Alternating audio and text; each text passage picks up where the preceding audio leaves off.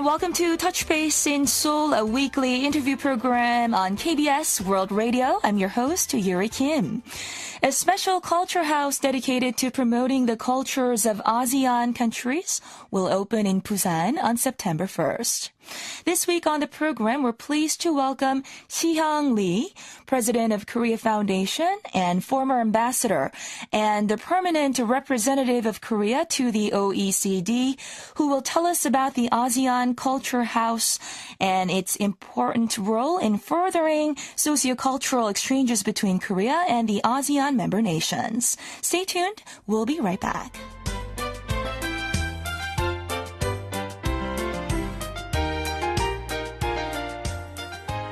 Ambassador Lee, thank you so much for joining us today on Touch Base in Seoul. Thank you. Thank you for having me here. It's a pleasure to have you with us.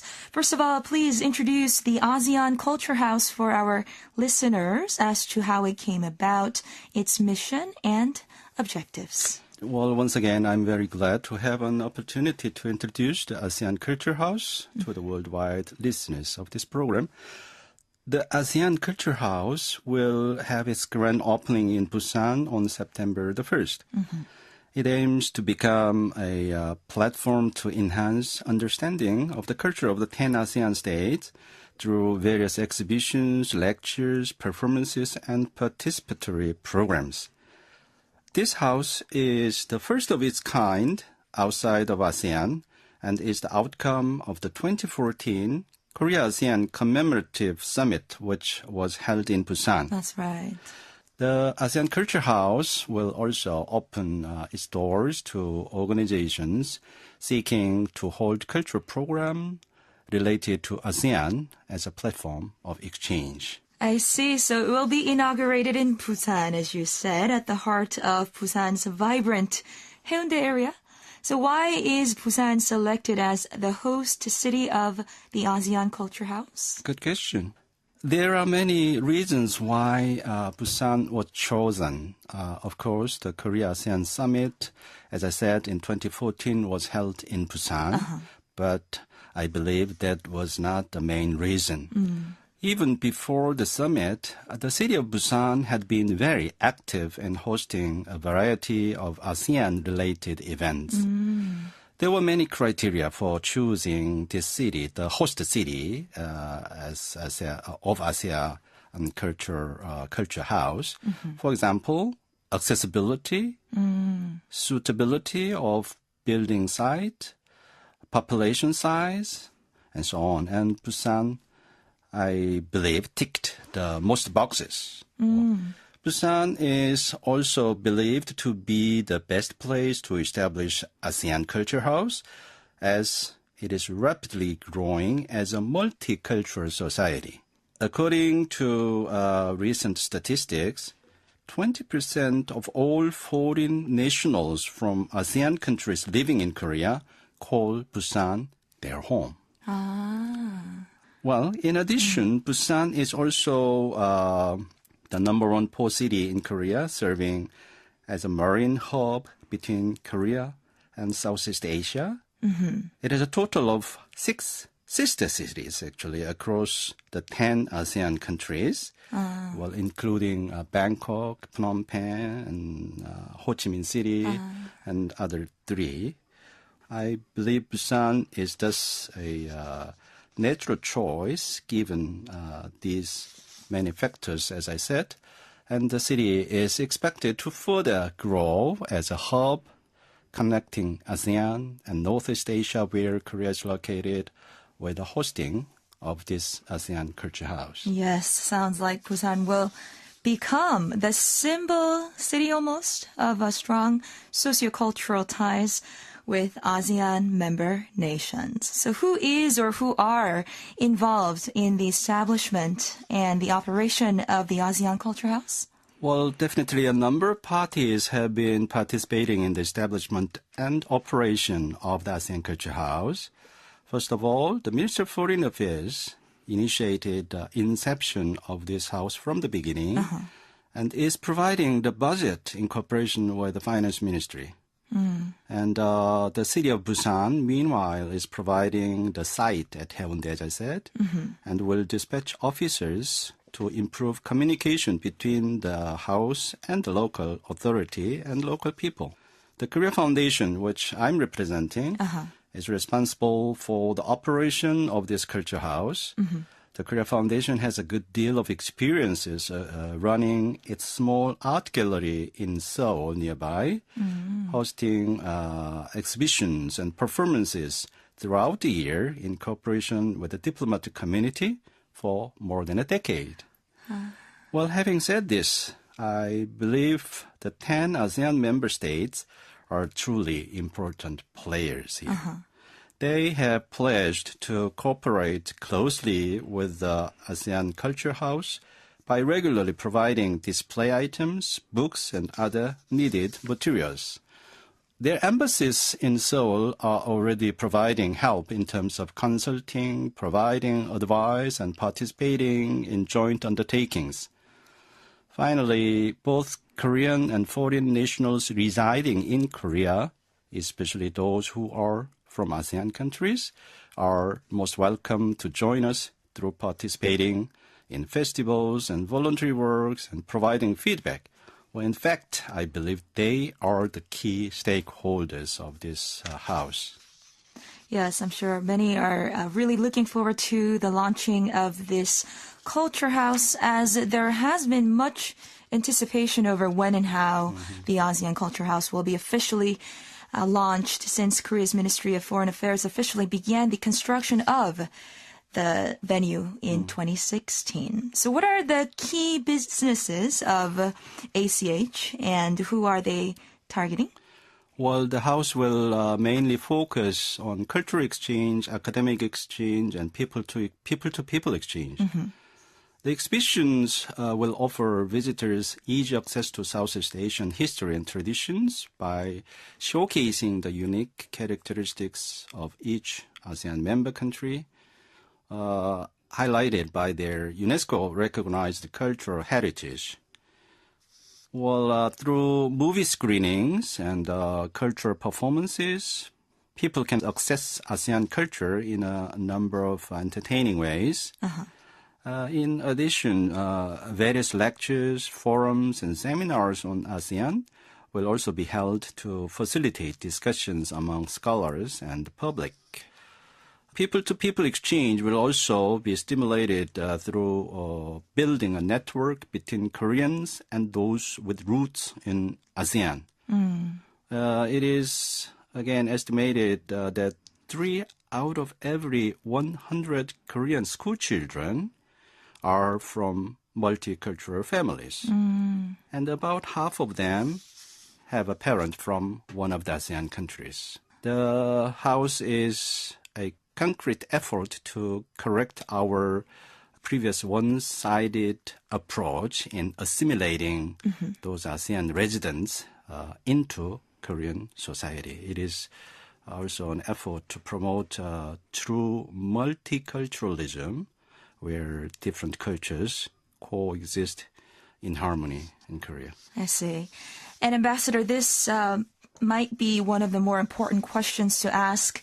How do you assess the relationship between ASEAN countries and Korea? If you could educate us a bit on the current relationship between Korea and the ASEAN member nations.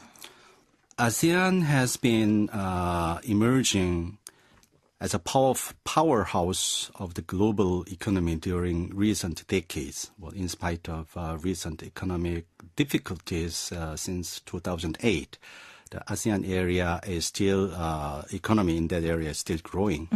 The need is quite obvious for Korea to have a sustainable partnership with this association. This ASEAN has been evolving to become a single unified community. ASEAN as a single unity is the second largest trading partner for Korea, only after China. So since the bilateral free trade agreement between Korea and ASEAN in 2006, two-way trade volume between ASEAN and Korea has increased rapidly at 80% to reach close to $120 billion last year. At the same time, Southeast Asia is top tourist destination for Koreans. I don't know you have ever heard of this news. But ever since the THAAD issue emerged, yes, Koreans have experienced an awakening to the bare fact that we have become over-reliant on China. That is no secret. ASEAN is regarded as an alternative to hedge the so-called China risk. Another noteworthy phenomenon illustrating our close relationship is Hallyu. That is growing exponentially thanks to its popularity with ASEAN youth. Yes. So all in all, ASEAN is becoming an increasingly important partner for Korea, a partner that has eagerly absorbed Korean culture, goods, and everything in between.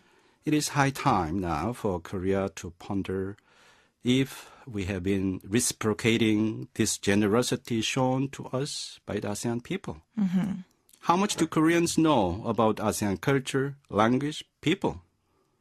We have to admit that for whatever reason, most exchanges between Korea and the ASEAN have not been well balanced. This is the fundamental reason why the Korean government proposed establishing the ASEAN Culture House. As you said, the ASEAN Culture House is the sole institution of its kind outside of Southeast Asia, which makes it all the more unique. And it looks like it will play a key role in sustaining and furthering the relationship between Korea and the ASEAN member countries. Moving on, Ambassador, you are the president of the Korea Foundation, also known as KF, a nonprofit public diplomacy organization aimed at promoting the awareness and understanding of Korea both locally and internationally.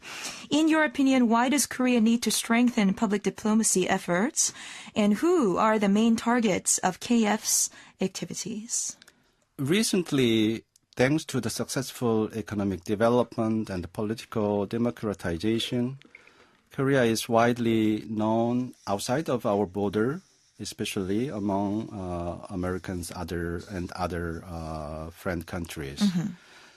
But a deeper understanding of Korea is still lacking, even when it comes to our close allies such as the United States. We saw presidential candidate of the United States, Mr. Donald Trump, referring to false stories about the burden sharing between the U.S. and Korea to cover the military presence of the U.S. Army on Korean soil. We still remember that scene. The person who ultimately pointed out these inaccuracies was a Korean-American university student. But most people around there didn't seem to particularly bothered. Well, even a politician who succeeds in becoming the leader of our closest ally has almost, sorry to say this, but almost no knowledge of Korea before becoming the president of the country. How can we be sure then that his administration will adopt informed foreign policies toward the Korean Peninsula? Well, both in textbooks and in practices, the goal of public diplomacy is winning the hearts and minds of people of another country, be they the president, opinion leaders, or ordinary citizens. That's the importance of the public diplomacy. All right. And Ambassador, you have an extensive background in public service, having worked as ambassador and permanent representative of Korea to the OECD, deputy minister for trade in the Ministry of Foreign Affairs and Trade, ambassador to Poland, and chief of protocol in the presidential committee for the G20 Seoul summit in 2010. With you at the helm of the Korea Foundation, many are confident that the organization will continue to play a pivotal role in sustaining its visions. So how much does it mean for you personally to be leading the organization, and what do you hope to accomplish in the remainder of your term? Well, during last 36 years of my diplomatic career, I always believed I was representing Korea and my people. What I'm doing as the head of this institute is more or less the same in the sense that the main task of Korea Foundation is promoting Korea abroad through a range of works. What do I hope to accomplish? Well, throughout my whole lifetime, I have been taught unification is the foremost hope and goal of the Korean people. Well, unification has always been the number one goal of our diplomacy during my career. Well, Korea Foundation has more than a dozen bilateral forums where both sides discuss issues of common interest.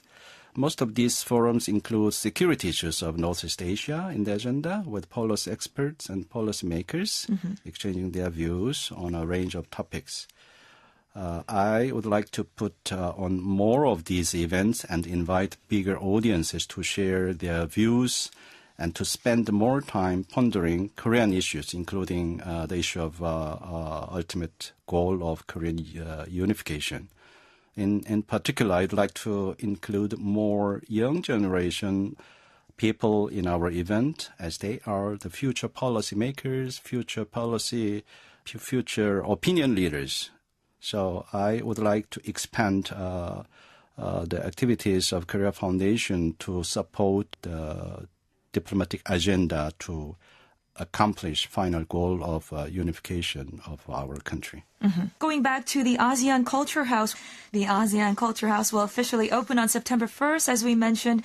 Tell us how it's going to be celebrated. I know there's a lot in store for the visitors. Right. In the morning of the day, September the 1st, 14 ministers of 10 ASEAN countries and Korea, 11 ministers will attend the opening ceremony by tape-cutting ceremony.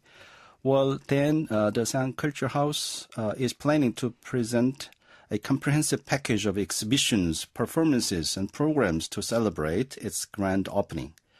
It is made all the more special as this year coincides with the 50th anniversary of the founding of ASEAN, as well as the year of Korea-ASEAN Cultural Exchange.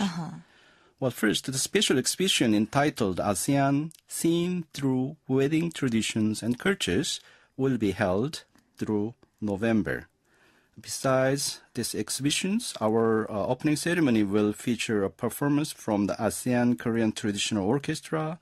And in October, we will be putting on a Hallyu performance for the public.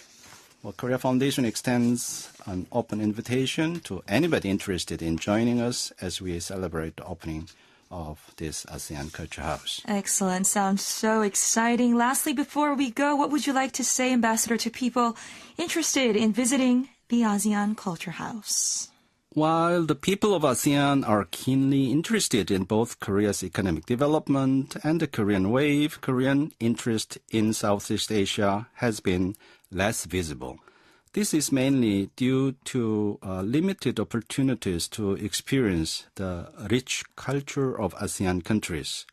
To correct this imbalance and to promote mutual understanding, the ASEAN Culture House has been established as the first of its kind outside of ASEAN. I urge everybody to come and enjoy the richness of ASEAN culture that has already helped shape the face of modern Korea where we are living in. I welcome you to come and be a part of this tremendous initiative. With ASEAN Culture House, we hope to build a bridge of friendship and communication between the two regions. All right. For our listeners interested in learning more about the Korea Foundation and the ASEAN Culture House, you can visit www.kf.or.kr. Ambassador Lee, thank you so much once again for joining us. We learned a lot, and we'll be wishing you the best for your future. Thank you very much. I'll be seeing you in Busan. Thank you. We'll be there. And that concludes this edition of Touch Base in Seoul. Thank you so much for joining us. Please join us again next time. Our producers are Tae Ryung-kwan and In-ji Kim. And I'm Yuri Kim for KBS World Radio. Goodbye.